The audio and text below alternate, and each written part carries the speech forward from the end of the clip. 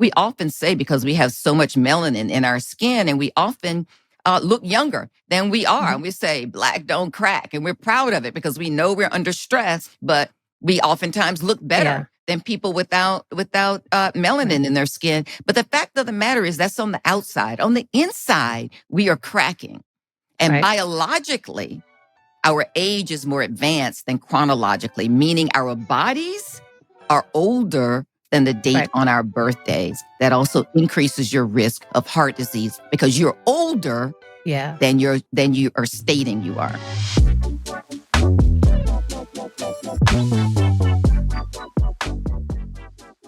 Cardiovascular disease is the number one cause of death in the United States and around the world. In fact, more people die of cardiovascular disease than all cancers combined. According to the CDC, almost half of all women in America suffer from some kind of heart disease. It is the leading cause of death in women, and it can happen at any age. Okay, so let's do a quick intake on Dr. Jayne. You are a CNN expert medical contributor and, might I say, the mother of the most handsome CNN correspondent, Omar Jimenez. Thank you. You're also a clinical professor of medicine at the Morehouse School of Medicine. You're a board member of the National Diversity and Inclusion Team at the American Heart Association. Does this committee even still exist? But we'll get to that later. We'll get to that later. And on top of everything else, you still have enough time to be a passionate Pilates enthusiast with multiple certifications. And as I recall, were you not quite the ballet dancer back in the day? I did. Big background in ballet. So Pilates has been a nice transition. And I run a Pilates school. I teach every single week. Just taught my Wednesday class yesterday. So I teach Pilates 3 times a week. At my Pilates school. See, I love that. You don't just talk the talk, you walk the walk. So thank you, Dr. Jayne. Thank you. And now that you have made your way back to your hometown of Atlanta, I must tell all of our listeners that you and I go way, way, way back. Yes, we do. We do, because in addition to our connections and families in Atlanta, we were also residents together at the George Washington University. Before husbands, before children. That's right. And our paths really, like our passion in women's health, has really continued to cross.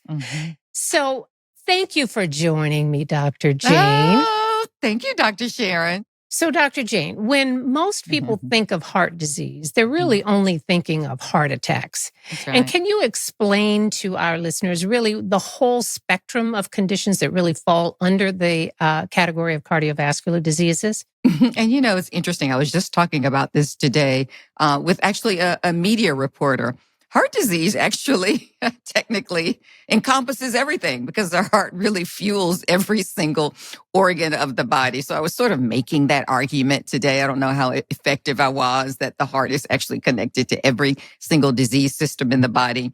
But I think also just broadly, when people think about heart disease, cardiologists really think about it in terms of cardiometabolic disease. So it's not just the heart, it's also insulin sensitivity, diabetes, obesity, even crossing over into thyroid disease, vitamin D deficiency, all of these things, because they all ultimately can impact the heart and impact what we call atherosclerosis, so plaques or blockages in the heart, but also the heart muscle weakening. The heart is actually a muscle. It's striated muscle. And for those of you listening, striated means we have smooth muscle, we have striated muscle. Striated muscles are the muscles in our legs and our arms. This is what we use to get stronger. Our heart is actually made of that same kind of muscle. And so you can also have a weakening of the heart. And in general, the big term, we call that heart failure, when your heart starts to weaken just a bit. Yeah, because I think that people don't think of heart disease as encompassing really all of your cardiovascular system, so it's your heart, it's your veins, it's your arteries, it's all of those things and all of the conditions that could affect that. So let's get into the risk factors for cardiovascular disease. And, and by this, when I'm saying cardiovascular disease, we mean not just heart attacks, but heart attacks, heart failure, hypertension, strokes, And as well as something that people really don't think about, and that's when they're talking about peripheral vascular disease that behave in the legs just like a heart attack would That's happen right. in your heart. That's right. So, but let's talk about what are the risk factors and who should be really looking out for these things as they sort of move into middle age. You know, heart disease, number one killer of men and women. 80%, though, of heart disease is preventable in this country. It's amazing. 80% of all heart disease is really related to lifestyle choices, foods that we're eating, places that we live. And I'm not saying we have control over these things, but these are the things that will impact and drive your heart disease. There's only 20% that's genetic, LP little a, hypercholesterolemia, congenital heart disease. The rest is all us. Now, I will say this when I say us, let me just take a moment to say this. Because another part of saying us is talking about Black women. Part of it as well, and I'm going to have to get into it in this episode, is also epigenetics.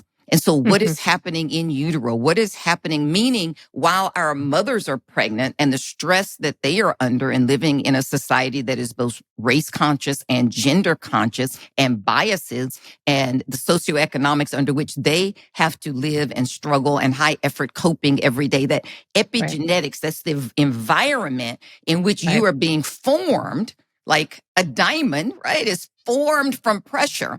Right, then a lot of pressure. That's right. Then actually, when you were born, you're already at a disadvantage with an increased risk of a number of chronic diseases, including heart disease, even though you look just like all the other babies in the nursery.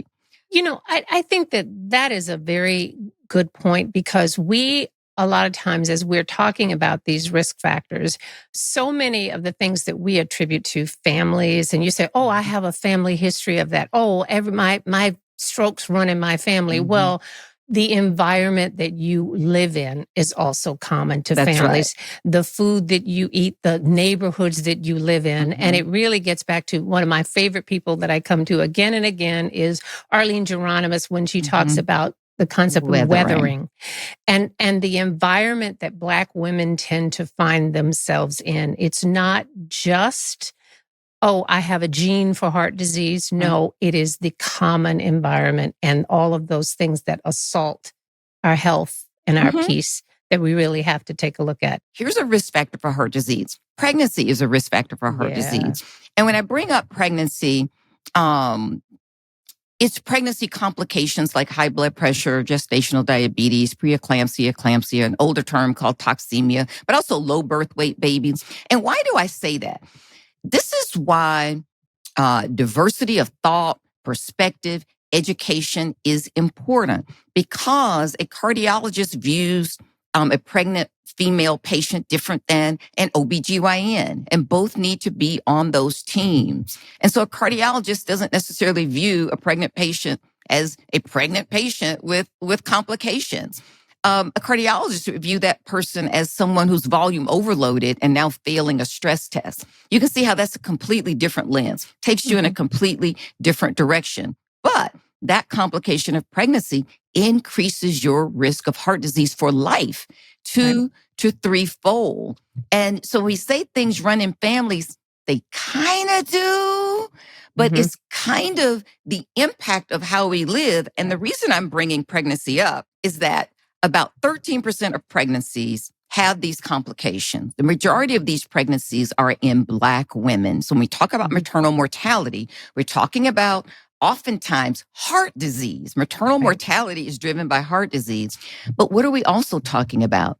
Black women who are born in other countries and then immigrate here and have their children do not have the same rates of pregnancy, of hypertension in pregnancy and preeclampsia. It's very specific to African American women who are born and raised in the United States of America. Recent immigrants do not have these rates of preeclampsia. So we go back to weathering and epigenetics and high effort coping and the constancy of of managing and navigating your environment and raising Black sons that you know will be targets, and those constant pressures, this is the impact. And, you know, we often say, because we have so much melanin in our skin, and we often look younger than we are. And we say, Black don't crack. And we're proud of it because we know we're under stress, but we oftentimes look better than people without melanin in their skin. But the fact of the matter is that's on the outside. On the inside, we are cracking. And biologically, our age is more advanced than chronologically, meaning our bodies are older than the date on our birthdays. That also increases your risk of heart disease because you're older than you are stating you are. You know what? And getting back to the whole, you know, the pregnancy issue, when you say that pregnancy is really your first real stress test on your heart, because some of our listeners may not understand that, but when you are pregnant, you have 1.5 times the amount of blood volume to push around than you do when you're not pregnant. So that's an extra strain on your heart that most people are not aware of. And you see these things, you know, like pregnant women and their ankles start to swell. That's All right. of these things are really signs that things are going on. But to be honest with you, Jayne, a lot of doctors don't really recognize that as such. And I'm just saying, even in my field in OBGYN, that when you have a cardiovascular issue like high blood pressure and you've never had it before in pregnancy, which puts you at risk for preeclampsia. Right. That is a risk factor for, just like you mentioned, for developing cardiovascular disease later in life. And that patient needs to be followed differently after the pregnancy, even if your high blood pressure resolves after your pregnancy. And I think that that's a very important point that I want our listeners to know, that don't think that you just had it while you were pregnant and now it's gone. No, it's a sign, it's a tell that your heart may be a little bit, you know, working a little bit too hard or compromised. That's right. And I want to say to your listeners, you know, I want to be clear. The pregnancy did not cause your heart disease. It simply exposed it or declared it. It's a marker. So I don't want you to say, oh my gosh, I got pregnant and that baby gave me heart disease. The pregnancy didn't cause it. It simply declared it. And you know that now you need to move forward and make certain you have really good preventive care with a cardiologist. Right. And all right, so let's get back to even some of those other risk factors that we're talking about. Yes, because I did talk about some of the more unusual ones. Yeah, and we can't really, we cannot ignore the fact that obesity is a huge, it's a underlying thread for a lot of things. You know, it's not just heart disease and hypertension and diabetes and strokes. But we know this, you know, and we know this, and we know that it is a problem that is getting, it's a bigger problem now than it was 50 years ago. It certainly is. And how should we be counseling our patients who are living with obesity? Because it's not just an aesthetic issue. That's right. It really isn't. And you know, and people tell me, oh, you know, it's just my genes. I've had patients tell me it's just your genes. I say, listen, you know, when you tell me it's your genes, you're talking about your DNA. It literally takes thousands of years to have DNA change. Okay. So when I look at your parents and your grandparents and they're not heavy, this is not your genes. What I will agree with, however, it is how your genes are now reacting to your environment, right? We are built as humans to move. We're supposed to stay in motion. And we also are built to conserve energy in times that are lean. And so if you are continuing to kind of override that system in any number of ways, then this is, you know, this is how your genes are reacting to a new environment. It is not inherited. Your parents had the same genes, but they were in a different environment. So I always push back on, this is just my genes. Well, let me ask you this then. Well, my mom is overweight, but at what age did your mother become overweight? You know, when they go back and think about it, it's like, oh yeah, you know, I was already an adult. I was in college when she started to put on weight. So most of her life, she was slender. She started putting on weight in midlife. And I've had these conversations, many conversations with my patients over the years, but you know what I do? I would always tell them, particularly as they were starting to enter perimenopause and menopause, I would say, hey, I'm going to give you a heads up here. Right. Let me just tell you what's about to happen. It's not your fault. This isn't about blame. It's not about willpower. There are just some changes that are going to happen as we age. And if I give you that information on the front end, it's a little bit easier to deal with than when we're coming in and we're trying to have this discussion 20 pounds and 20 years down the road. Right.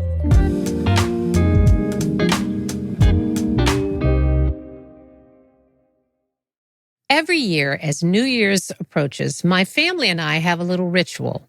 We pick a place where we can step into the new year with intention, somewhere peaceful, somewhere that lets us close the chapter on the past 12 months and welcome the next with open arms. This year, we chose a quiet lakeside town. We wanted space to gather, cook, laugh, and stay up far too late, talking about the year behind us and the one we hope to build. As we settled into the home we booked on Airbnb, lighting candles, chopping vegetables, and putting on the playlist my kids tease me for, I looked around at the people I love most. There's something grounding about being together in a place that feels warm and lived in, especially as the calendar turns.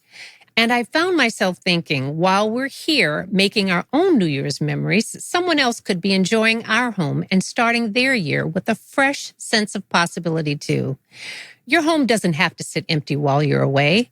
It can become a gathering place for another family, a place to cook their first meal of the new year, to share their resolutions, to rest, reset, and step into the next chapter with hope. And the extra income you earn from hosting, it can help support the things you want to bring into your own life in the new year.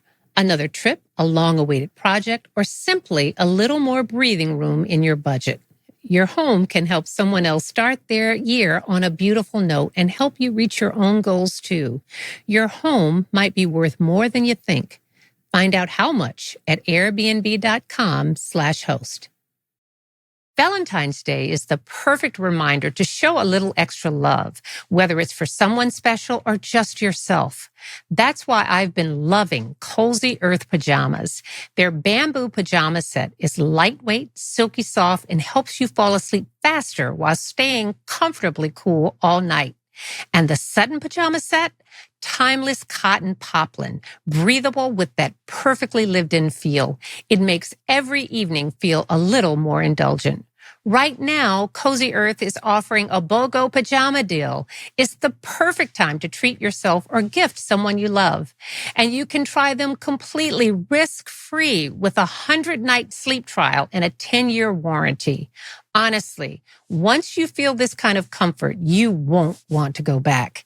Cozy Earth turns everyday moments at home into little escapes of care and calm. How will you show yourself a little extra love this February? These viral PJs are so good. They sold out during the holidays, and now they're back with an exclusive deal only available January 25th through February 8th. Check out their bamboo and Sutton pajama collection at CozyEarth.com. Use my code SecondOpinionBOGO to get these PJs for you and someone you love. And if you get a post-purchase survey, be sure to mention you heard about Cozy Earth right here. Celebrate everyday love with comfort that makes the little moments count.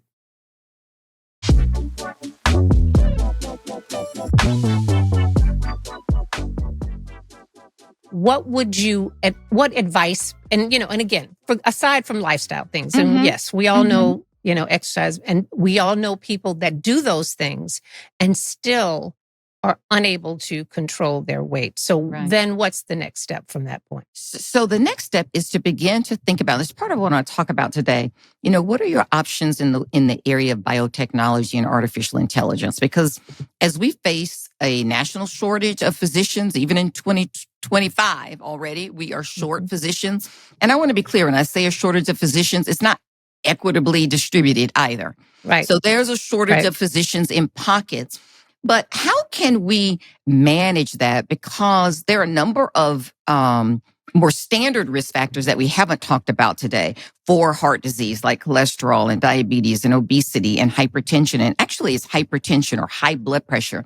That's one of the primary drivers, especially in the African American community, of heart disease. Hypertension tends to run with bedfellows of obesity and diabetes, right? They all kind of run together because they all feed on one another. Unfortunately, it's sort of like running with your crew, and your crew is kind of going in the wrong path, and all of you are getting dragged down there, and nobody's pulling out. So everybody's kind of off track, right? Cutting school. So when we look at this, it turns out that if you are able to manage your blood pressure, and there are actually studies on this, and I've actually presented an abstract at the American College of Cardiology in April, and I'll have a paper coming out in the Journal of Preventive Cardiology looking at adding home blood pressure monitoring. And as it turns out, as your blood pressure drops in our research, so does your cholesterol and so does your weight. And so actually in our paper, blood pressure dropped 18 to 21 millimeters of mercury, that systolic number, that top number, went just from digital coaching over a year. When your blood pressure dropped, their cholesterol went down by 67 and their weight dropped by 12 pounds. Not even focused on weight, because when you focus on, it's interesting, especially for women, when you focus on one thing like blood pressure and get rid of all the other noise, you're not focusing on cholesterol and obesity and all, you're just focusing on blood pressure, and we can just focus on that one thing. We actually are very successful. It's because we've got so many balls in the air. And as it turns out, all of those things run together as bedfellows. So cholesterol, all your buddies come along, right? Yeah. Well, that's true. I mean, because let's just say but again, the through line really is a lot of time, it's weight and how it goes up with age. And then the more likely you are to be hypertensive if you are overweight, and you're more likely you are to be diabetic if you are overweight. And when it comes to things like hypertension, which is really, it's not called the silent killer for nothing. Right. It's because most people are unaware of the fact. So let's talk about what happens to a woman's risk of heart disease as she enters this sort of perimenopause or menopausal space. Yeah. And, and most people don't know this. And obviously, you and I know it very well. But as you're entering into perimenopause, which can start as early as 35 years of age, I mean, the rub, as we say, is that you can still be fertile and also be in perimenopause, right? So this is fun time in our lives.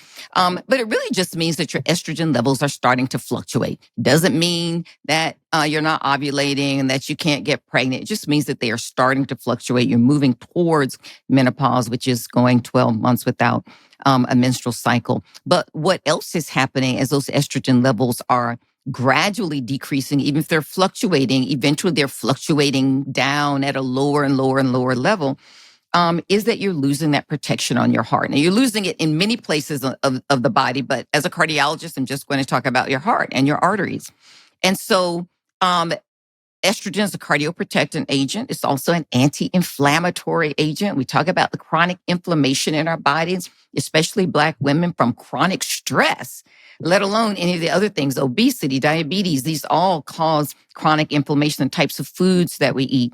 And then when we look at, as we age and continue to advance through perimenopause towards menopause, then that risk of heart disease increases because of all of those risk factors that began to increase that we talked about, like hypertension. So the receptors on the arteries are not being bound. And so your arteries become stiffer. And we don't want stiff arteries. We need our arteries to be compliant or elastic or stretchable, sort of like a rubber band. They need to expand and contract and expand and contract. But if they just stay rigid, like a pole, then your blood pressure goes up. And then we also have elevated cholesterol levels because of estrogen effects in the liver. We have sleeplessness. We know that sleep is a direct risk factor for heart disease. Gaining weight, obesity is a risk factor for heart disease. Sometimes when I'm ticking these things off, I think to myself, why is it we didn't realize this before? These are all risk factors for heart disease that we talk with our patients about. Then when women enter menopause, they all hit simultaneously. Right. And we give them a there, go out, take this antidepressant, when all of these risk factors are occurring at the same time. So, it's no wonder that that heart disease is the number one killer of women. And then it's no wonder when we think about the delay in care that we get because we don't recognize our symptoms through no fault of our own. Doctors don't recognize them either through no fault of their own. We're not trained in them, right? They're given this term atypical, which drives inaction, quite frankly. During perimenopause, the risk of a heart attack doubles during that period of time as you lose that protection of estrogen. And your symptoms of perimenopause, during perimenopause, I guess your symptoms of menopause are actually markers of those heart disease. You literally, as a woman, are telling the world, my risk of heart disease and stroke is increasing. Please help me. So there's that. And we have to look at that and say, okay, so what can we do? And let's talk about the role of hormone replacement, because I think that we have not really made patients aware of the fact that, again, those risk factors for heart disease, things like hot flashes. Hot flashes are a risk for cardiovascular disease. Sleeplessness, as you mentioned, is a risk factor for cardiovascular disease. Here's the thing that frustrates me about the whole cardiovascular disease and menopause discussion. And, there have been a lot. And I think that what I want our listeners to understand is that hormone therapy is not new. You might have just heard about it, because now it's, so much more we see of it and people talking about it in social media. But let me say, Sharon, you and I see a lot of it. And the people that you and I see on social media talk a lot about it. But most people are still just coming up. I heard something about it, or you wouldn't believe how many times I say it and they go, I never heard this before in my life. But here's the thing, that given where we are with research and the lack thereof, and the lack of attention that's really been paid to women's cardiovascular issues, the lack of attention that's been paid to menopause, sometimes you have to say, don't let the perfect get in the way of the good. When it comes to menopause, we have had hormones. Women have been using hormones for the treatment of menopausal symptoms since 1942. So this is not a new medication. We've had lots of experience with it over the years.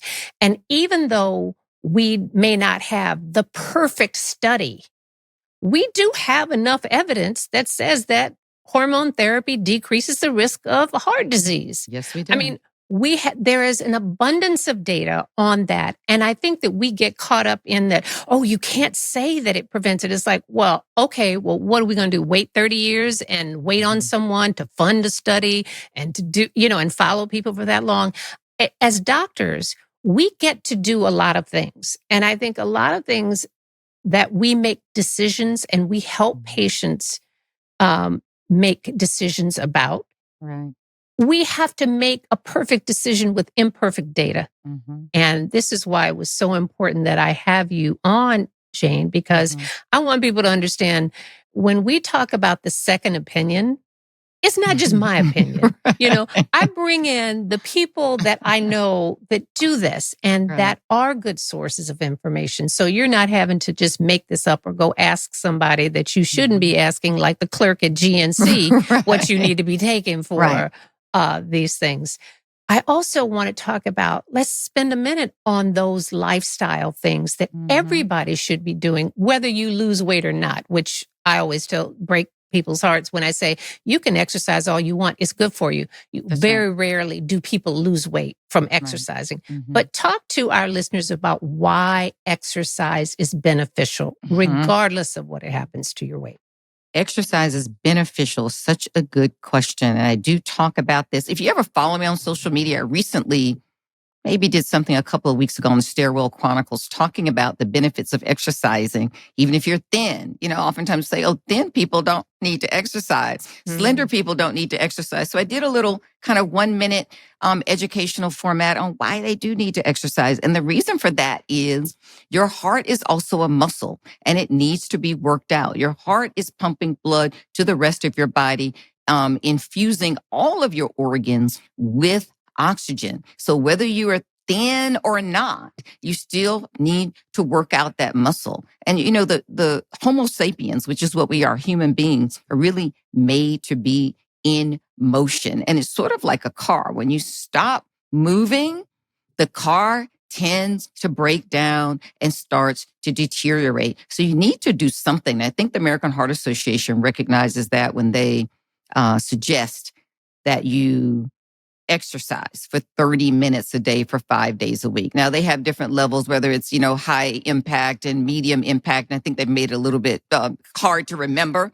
But here's the part that I always tell people. I don't remember all the details. Just take 30 minutes a day, pick something that you like to do and just do it. And as you get older, and I mean like 40, 45, I hate to say that, I want you just to add a little resistance to it because it's important, meaning a little weight, carry a little load with it.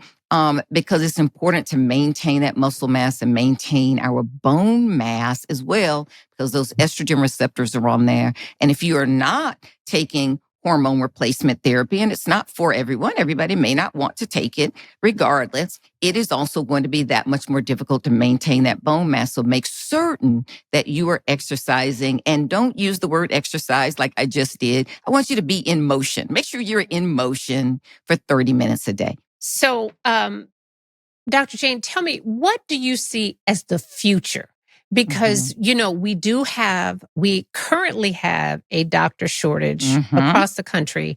It's worse in certain areas where we have these medical deserts where people just, rural America, a lot of red states, there're just not enough doctors. What are we going to do for the future? And how are we going to make sure that people get the tools that they need to pay attention to their health?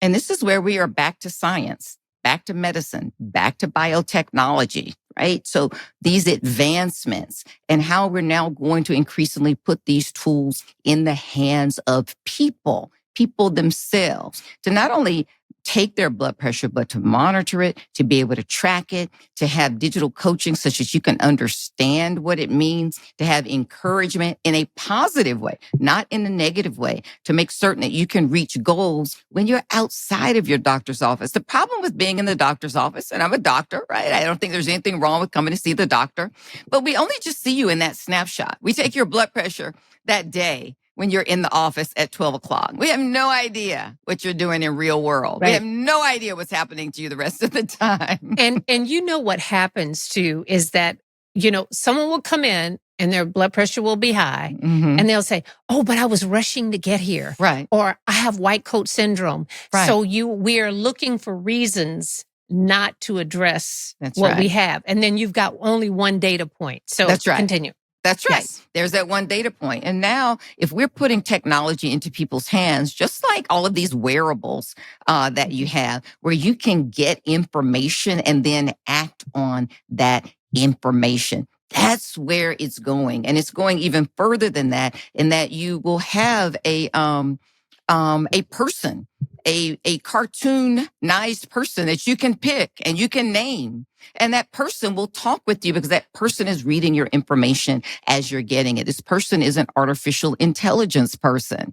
And they become your buddy, and they go with you on your life journey with maintaining your health, because what we understand is what you do today, decisions that you are making today are decisions on how you want to live 20 years from now. And technology is what's going to help you be the person you really want to be 20 years from now, especially as we face a doctor shortage and especially as we begin to recognize the limitations of patients being seen in the doctor's office.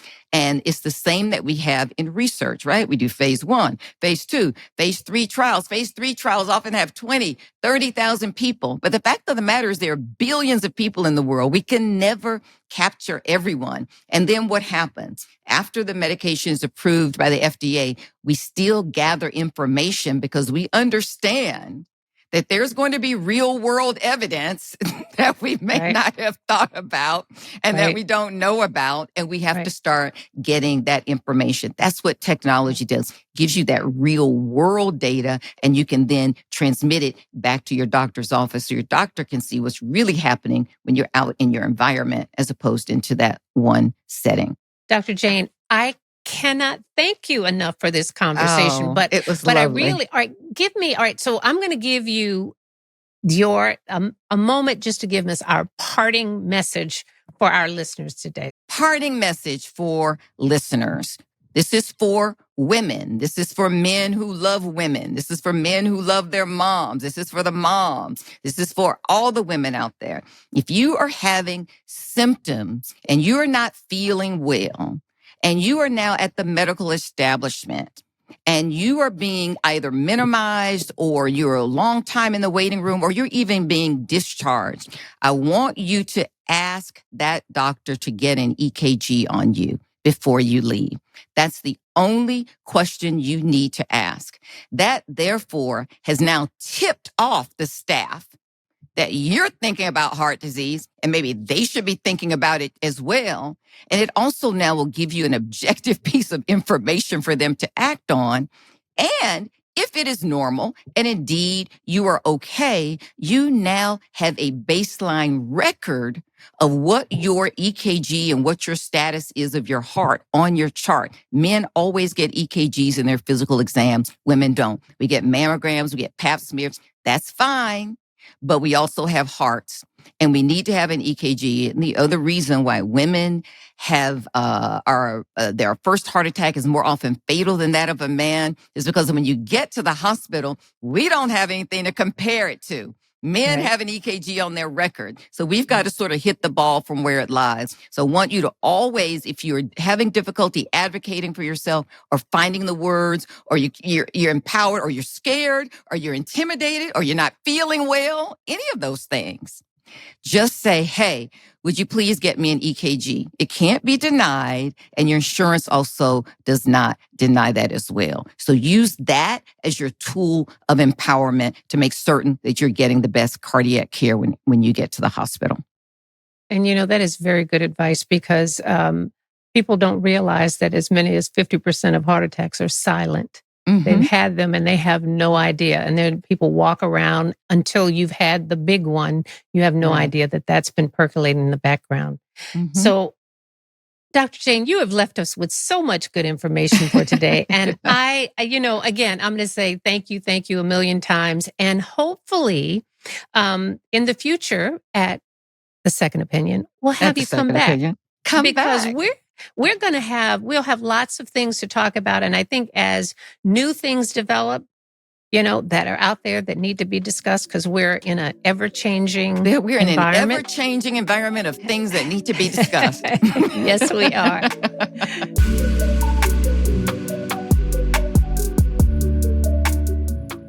It's time for the last part of the show where I give my doctor's orders and leave you with takeaways from today's conversations.